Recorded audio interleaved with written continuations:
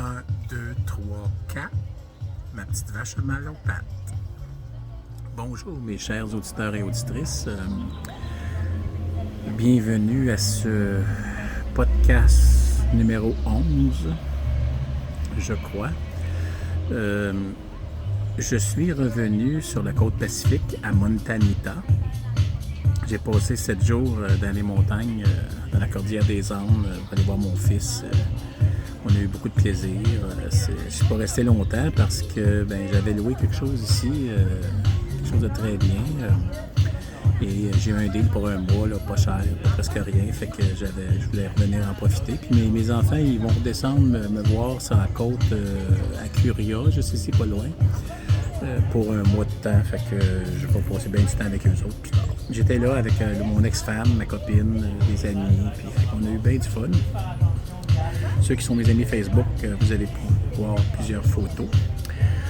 Pour les autres, aujourd'hui, j'ai un autre thème. Je voulais revenir sur le comportement canin, mais j'ai un thème qui a été publié dans le journal Le Devoir, puis là, les journalistes en parlent beaucoup. Là, c'est concernant toujours la problématique des coûts vétérinaires là, qui sont rendus exorbitants. Puis, et là, il y a une nouvelle... moi, je ne le savais pas, parce que je ne suis pas dans la pratique, mais il y a une nouvelle manière de rémunérer les vétérinaires qui... en fait, l'article du Devoir s'intitule « Des vétérinaires mettent la patte sur un pourcentage de la facture au client ». Fait que c'est pas pour rien qu'on fait ça. C'est ceux qui sont les corporations, là, les grosses entreprises qui achètent les cliniques vétérinaires et qui veulent faire le plus de cash possible avec ça. Mais une des manières de faire du cash, c'est de donner un intérêt aux vétérinaires de peser sur le crayon puis d'augmenter leurs propres revenus. Fait que là, en fin de compte, quand vous allez chez le vétérinaire, dans ces cliniques-là, ça va finir par être comme ça partout parce que c'est une compétition. Les vétérinaires, ils veulent ça. Ils veulent augmenter leur salaire comme tout le monde.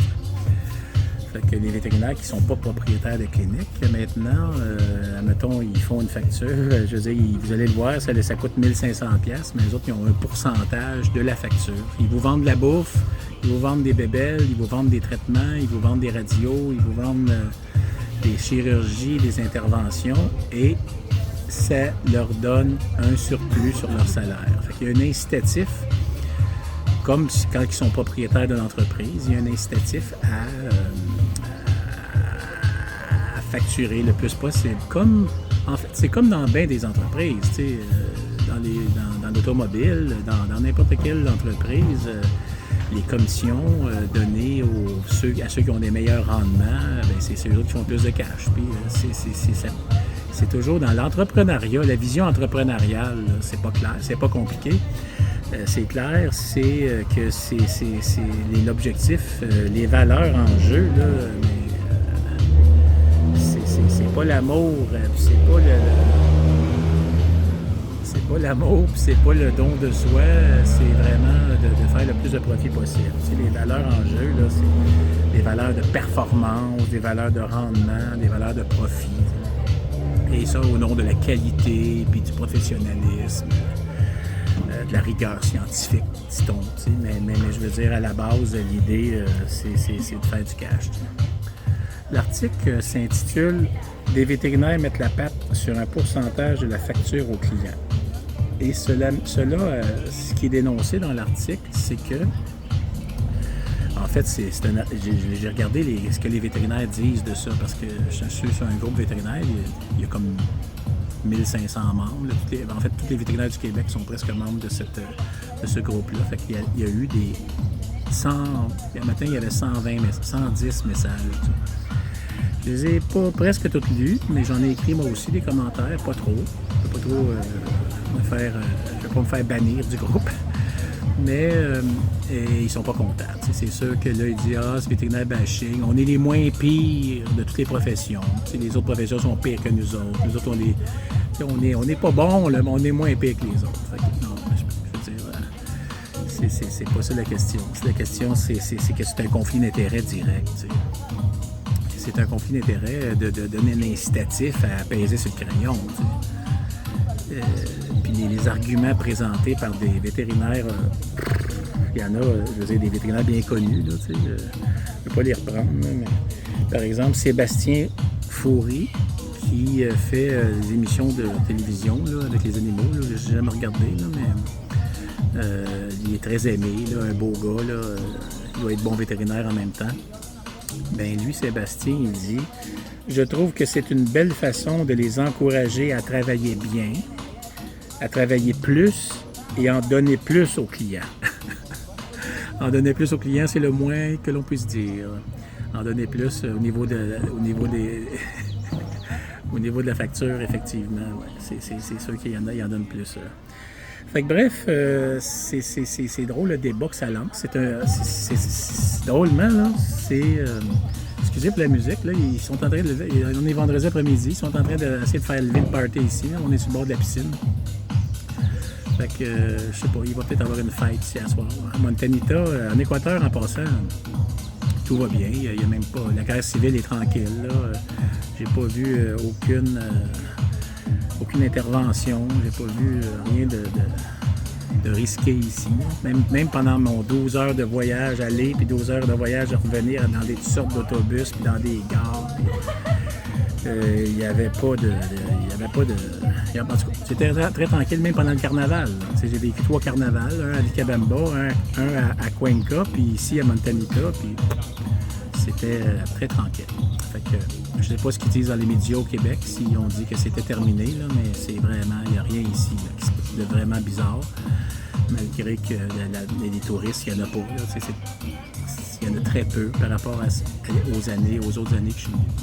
Pour revenir au conflit d'intérêts, ben c'est drôle que présentement, mon podcast il est très pertinent parce que c'est dans les médias vraiment abondamment la question des coûts et la question de la rémunération des vétérinaires. Tu sais.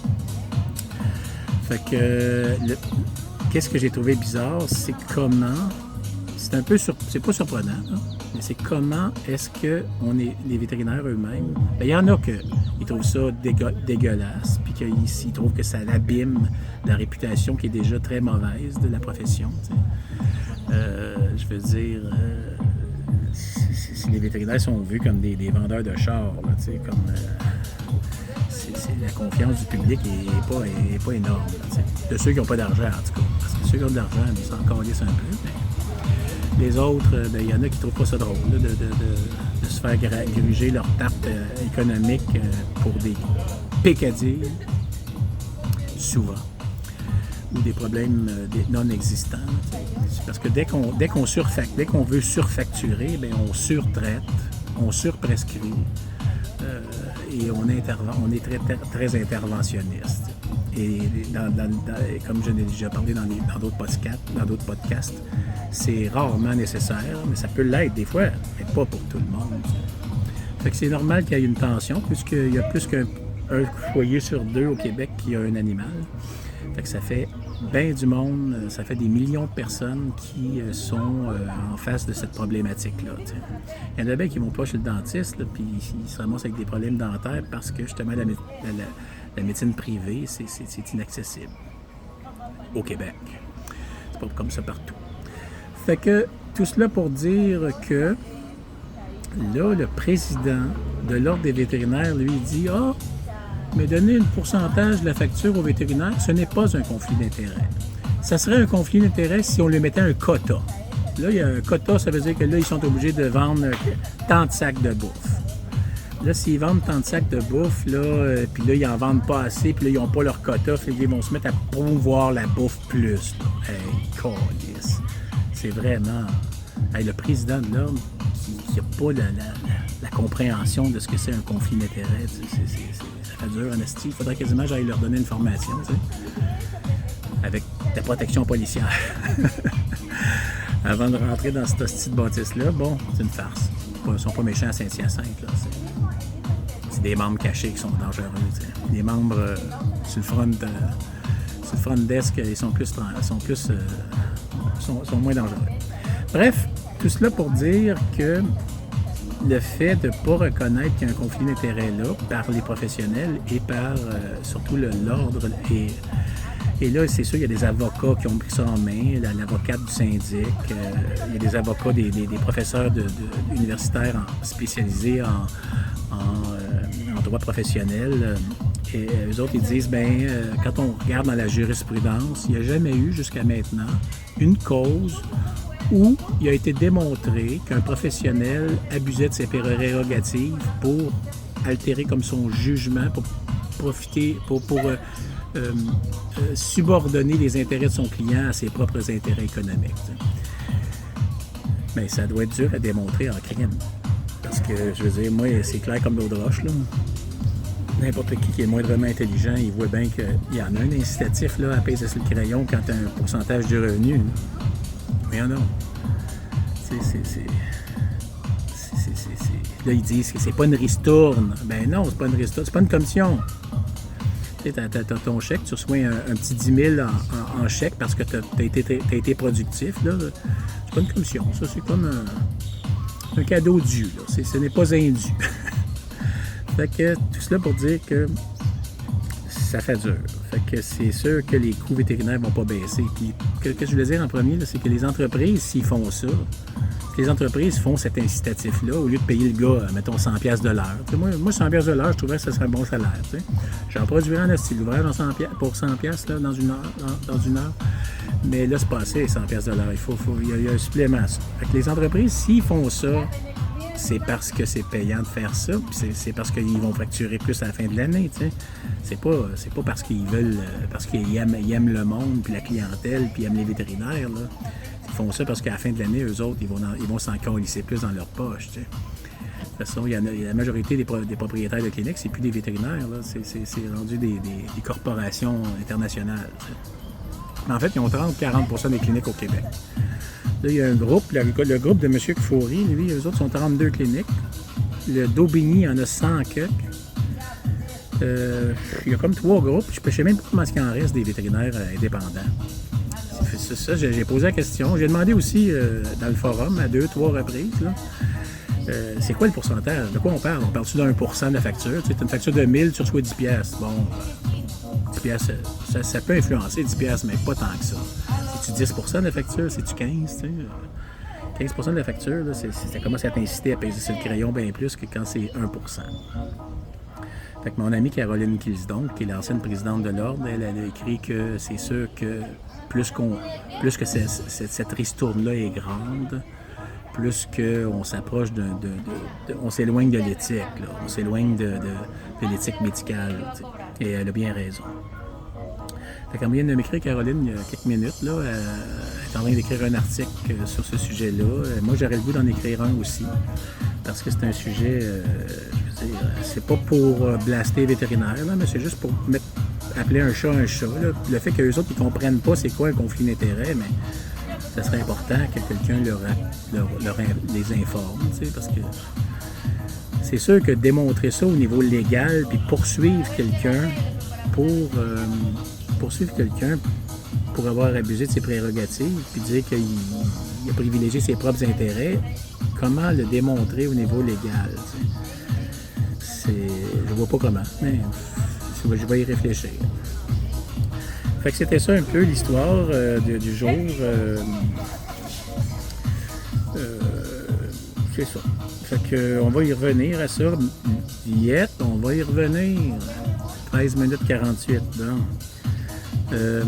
Oui, je voulais vous parler de moi. Je reste ici sur la côte Pacifique. En fait, j'attends que le printemps revienne au Québec. Là. Un petit peu plus après. Là. Et ici, il fait très beau. Puis, je ne veux pas écœurer personne, là, mais c'est pas mal le fun. L'affaire avec les enregistrements que je fais, c'est que je peux pas couper ça. J'ai de la misère à faire des coupes. Et, parce que j'ai pas les ordinateurs puis j'ai pas mon logiciel. J'essayais d'aller dans mon ordinateur au Québec pour pouvoir travailler dessus, mais là, il doit avoir manqué d'électricité, je sais pas trop. J'ai plus accès à mes ressources. Je vais regarder dans Internet pour trouver des petits logiciels là, juste pour faire des coupes.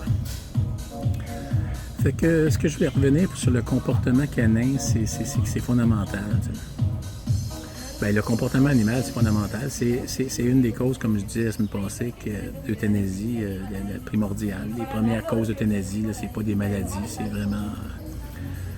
vraiment le comportement, les morsures, des enfants qui vont jouer dans le bol de bouffe. Là, puis, fait que pour revenir au comportement, ben, il y en a plein de trucs. Des trucs de base. Avant même d'avoir un chien, là, il faudrait quasiment avoir une formation. Comment ça pense un chien. C'est pas instinctif là, de savoir comment est-ce qu'un chien réfléchit. T'sais. Mais quand on y réfléchit, c'est assez clair que on aurait pu deviner là, comment que c'est pas des humains les chiens. C'est des animaux de groupe. Ça prend un bon chef de meute. T'sais. Le chien qui est lui-même le chef de meute dans une maison, mais c'est jamais bon. Là. C'est quand le roi. Puis c'est souvent ça, là, les gens, ils laissent ça comme des petits bébés. Oh, son petit bébé, il mord tout le monde. Mais il est tellement cute. Tabarnak. Moi, des petits mordeux. Je me suis déjà fait pogner bord en bord d'un pouce par un caniche un samedi matin. Qu'est-ce qu'il m'a eu vite. Il y a plein de tartes en plus. J'ai eu une infection d'enfer à l'articulation. Et ben, les gros chiens, bon. En tout cas. Des fois, je vois des trucs, les vétérinaires, ils ont des cas, là, des chiens. Là. Le client, il veut pas de sédation, il veut pas de pilule pour le préparer le chien à venir en clinique. Puis là, les autres, ils veulent refuser le chien, ils veulent plus le traiter. C'est Chris Fedage en clinique. Moi, je prendrais tous ces cas-là. T'sais. Moi, les cas les plus mauvais, je sais pas, j'avais de la facilité peut-être. Puis moi, je suis pas mauvais, là. Je suis pas parce que je veux battre le chien. Là. Non, c'est une manière il y a une manière d'interagir avec les chiens. Je sais pas, les filles, ils ont moins le tour avec les chiens. C'est pas à cause de la posture. Moi, j'avais vraiment le tour avec les chiens bien mauvais. Il y en avait que quelques-uns. Que fallait que le maître, aller à la muselière et que le maître le tienne vraiment, juste pour que je fasse un vaccin. T'sais. Commencer à l'examiner, commencer à y vérifier s'il n'y a pas un cancer de la prostate. Là. C'est pas évident. C'est un Akita de 125 livres là, qu'il veut te bouffer. Là, mais un bon examen, ça se fait quand même. T'sais. C'est sûr que ça prend un maître qui est en contrôle sur son animal, t'sais. Ce qui n'est pas toujours le cas. Fait que pour les comportements, ben, j'aurais le goût de faire des podcasts aussi dans les trucs, là. Prenez les 20 trucs les plus pertinents, t'sais. Ou les 40 ou les 50 trucs les plus pertinents par rapport aux chiens. Qu'est-ce qu'il ne faut pas faire? Puis ça, je vais vérifier s'il n'y a pas des super sites qui expliquent ça vraiment clairement déjà, t'sais. Comme je disais la semaine passée, moi, je m'intéressais beaucoup à ça et je donnais des services aussi pour mes clients qui allaient le samedi matin, 2 heures de temps, gratuitement, faire des cours de... Puis comment est-ce que mon gars, il faisait ça parce qu'évidemment, ça faisait de la publicité. Il y a bien du monde qui disait « Ah, OK, je vais te laisser mon animal pour 2 semaines, puis toi, tu vas me le redonner avec la clé en main. » Puis là, lui, il passait à la caisse. Il chargeait le prix que ça vaut, là, pas exagérément, là. Puis il y en a qui allaient juste au cours, puis ils apprenaient les trucs, puis ils faisaient des petits trucs chez eux, puis il n'y avait pas de trouble avec l'animal. Ça dépend toujours du cas, tu sais. Il y a des chiens, il y a des races de chiens aussi que c'est bien plus facile, tu sais. Il y a des lignées de chiens aussi, parce qu'il y a des races que ça a l'air des anges, là. Mais il y en a qui c'est des hosties de tarés. Ça a été bridé, inbreeding pendant 4-5 générations, là. Comme dans le temps des 101 dalmatiens, là, les dalmatiens des années qui ont suivi, là. C'était pas fort. Le cerveau, là, on dirait qu'il y a quelque chose. La boîte à poux, elle est trop serrée pour le brain, je sais pas trop. Il y en a des hosties fuckés dans la tête. Je l'ai euthanasié plein. Si j'avais pu prendre les peaux, j'aurais pu prendre les peaux, tu sais, quand elle le met dans le congélateur, tu enlèves la peau puis tu fais des tapis de dalmatien. Là. C'est quand même le poil est beau. Là. Donc, j'aurais pas fait ça. Là. Même, en tout cas, bref. Tout ça pour dire qu'il y a des races de chiens que c'est des chiens comme des Chinese Sharpies, tu sais. Chinese Sharpies, ils ont bien de la peau parce que c'est des chiens de combat, puis quand il y en a un qui le mord, lui, il est capable de se tourner, il a assez de peau pour se tourner puis pogner l'autre à la gorge. C'est sûr que Chinese Sharpie, ça l'aide un petit toutou, un astronaute, là, un petit toutou en plus, là, mais asti que c'est mauvais, Chinese Sharpie. Fait que les Akita, les langues noires, là, comment ça s'appelle, les langues noires? Hiro, là.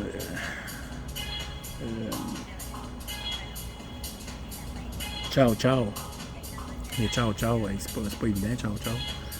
Fait que, il y a des Golden aussi. Il y a eu tellement de Golden à un moment donné qu'il y en a eu des mauvais Golden, plein. Fait que, les races, je suis pas raciste avec les animaux, parce qu'il y a des bons animaux dans toutes les races. Moi, l'affaire des pitbulls, moi, j'ai jamais eu de pitbull mauvais. Là. J'en ai tué un moment donné.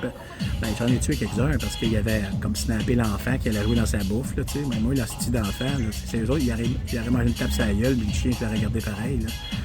Tu vas pas jouer dans la bouffe d'un chien, c'est la base de logique qu'on lisse. Tu mets 2-3 chiens ensemble.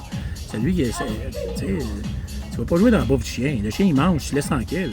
Ça, moi, j'ai vu tellement souvent, j'essayais de raisonner le client. Là, mais là, oublie ça, là, le chien, ton enfant, ton enfant m'allait dans la chambre pendant que tu nourris le chien, mais pas le chien, punis pas le chien parce que l'enfant est allé jouer dans son bol. Là.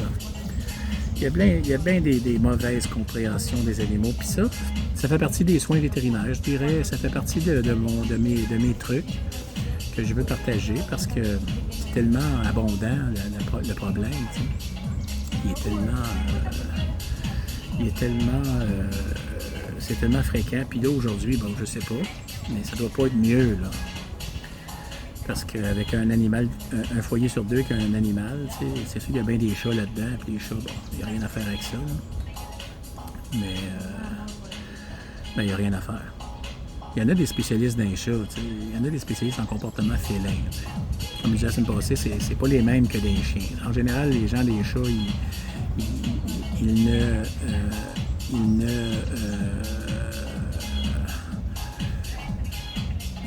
connaissent pas les chiens, c'est vice-versa. Un gars de chien, en général, les chats, ils s'en contrebalancent. Moi, les gars de chiens que je connais, les chats, ils en donneraient à manger aux chiens. Ils n'aiment pas bien ça, les chats. C'est deux mondes, les chats et les chiens. Fait que, bref, c'était ce que je voulais vous dire aujourd'hui. Je vais y revenir. Je vais écrire un texte sur la problématique de la compréhension du concept de conflit d'intérêt dans la profession vétérinaire parce que c'est pas connu, mais chez les vétérinaires, c'est sûr qu'eux autres, ils ne veulent rien savoir. Le biais est trop fort. Les autres, on vient jouer dans leur tal, puis là, ils sont là, puis ils font pitié, puis c'est nous autres les moins pires. Puis, c'est nous autres, finalement, il faudrait qu'on travaille. Là, à un moment donné, il y a une émission 98,5. Vous pouvez voir ça, 98,5 FM. Par rapport aux animaux cette semaine, là, il reprenait l'article du Devoir. Puis là, la fille, elle disait dans la tête du monde, là, ben, il faudrait que les vétérinaires ils soient bénévoles puis qu'ils fassent tout gratuitement. C'est pas normal de demander de l'argent. T'aimes les animaux? Ben, tu devrais travailler bénévole. Ben, va chier, tabarnak. C'est pas ça l'enjeu, c'est pas ça que le monde veut. Ils veulent payer Chris, ils veulent arrêter de se faire fourrer, tabarnak. Je veux dire, un détartrage à 1200$ pour un chat, calisse, tu sais. Le monde, c'est sûr qu'ils doivent se dire, il y a quelqu'un qui passe à la caisse là-dedans, là, ça n'a pas de crise de bon sens, tu sais. Fait que c'est cela. On va y revenir, puis... excusez-moi, j'ai sacré. On dirait que je sac moins en Équateur. Plus paisible. Je sac jamais le jour, là. Je sac pas par personne, tu sais. Je vais aller me baigner dans la mer. Là. La marée, présentement, à midi, elle est loin. Quand la marée est loin, à 1 km plus loin, là, hey, j'aime pas ça. Elle nous tire vers la mer. Moi, je me baigne l'autre bord des vagues. Là, je me baigne où est-ce que les surfeurs attendent. Là, mais là, quand la marée est basse, on dirait que la vague, elle te ramasse, puis t'as juste à peu près d'1,5 pied, 2 pieds pour aller te cacher avant qu'elle te passe au-dessus de la tête. Fait que là, elle te brasse en hostie. Alors que quand la marée monte, là, ici, la marée est plus haute le matin à 6 h puis le soir à 6 h. Fait que le soir à 4-5 heures, là, elle monte. Fait que c'est sûr que là, tu vas pas t'en te faire tirer vers la mer. Elle va me ramener au bord éventuellement. Fait que j'aime ça garder les pieds au sol. Mais je me ramasse, j'aime ça pogner les grosses putains de vagues qui sont 2 fois ma hauteur. Il n'y a pas grand-chose. Moi, je suis pesant. Il n'y a pas grand-chose qui me brasse. En passant, j'ai perdu, je pense, une quinzaine de livres. Depuis que j'ai arrêté de manger des glucides. Là. Je mange juste des choses de la mer. Là. Puis, des légumes, puis je prends un café le matin noir, puis du sucre dedans. Tu sais, je m'habitue à boire du café, pas de sucre. Et avant, je mettais toujours du sucre au bout. Pas du sucre au bout, mais une bonne cuillère à thé de sucre pour enlever l'aspect amer. Mais là, le café est bon en Équateur. Bon, je m'en suis acheté. J'en ai amené du Québec parce que j'aime bien mes sortes de café à moi. Et ici, le café est très bon. Fait que café, crema de leche dedans. Et that's it. Puis je jeûne jusqu'à midi. Puis après ça, je mange des protéines. Je me fais des ceviches encore aux crevettes. Je me suis pogné 2 livres de crevettes. Au lieu d'aller à Olon chercher des crevettes, ça me prend un taxi à 1,5 $, 3 piastres revenait, 3 piastres US, tu sais, ça fait comme 4 piastres canadiens, là, je veux dire, de plus à la facture. Fait que là, ici, j'ai trouvé un petit gars avec son bicycle à pédale qui, lui, je suppose qu'il pêche ses crevettes. Il les pêche dans la mer. Ils sont pas bien grosses. C'est des petites crevettes, je sais pas des crevettes géantes, là. Mais il les vend 3 piastres la livre. C'est sûr que c'est pas donné, mais 3 piastres la livre, c'est donné pour nous au Canada. Là. Mais ici, c'est comme au marché de l'homme, mais au moins, j'y vais le chercher à pied, puis je sauve 3 piastres US à chaque achat. Fait que ici à Montanita, c'est pas la spécialité, là, mais il y a 2-3 personnes qui servent les gens des restaurants en ville. Là. Fait que ils ont leur petit casseau, là, puis c'est à peu près une livre. Là. C'est un casseau rempli de crevettes. Puis, j'en prends 2. Je prends 6 piastres de crevettes, puis je décortique ça, puis je me fais des ceviches. Fait que c'est un peu ça. J'ai perdu du poids. J'aimerais ça perdre 50 livres avant de revenir au Québec. Fait que je vous en reparlerai. Sans forcer. Juste en mangeant des œufs, en mangeant du fromage, puis en buvant pas trop de vin, mais j'en bois quand même. Ici, les vins, j'en ai trouvé un qui est pas trop sucré. C'est un vin sec. Et ça fait la job. Puis je bois pas de bière, mais peut-être une petite Heineken de temps en temps, mais là, non, pas de bière, pas trop de bière. T'sais. Fait que, c'est cela. Je vais vous donner des nouvelles pour d'autres sujets que je vais vous montrer. Je vais vous donner un lien pour l'article que je vais écrire sur le concept de conflit d'intérêt si ça vous intéresse. Fait que c'était mon podcast du vendredi 16 février. C'était Charles Marsan en direct de Montanita. Namasté.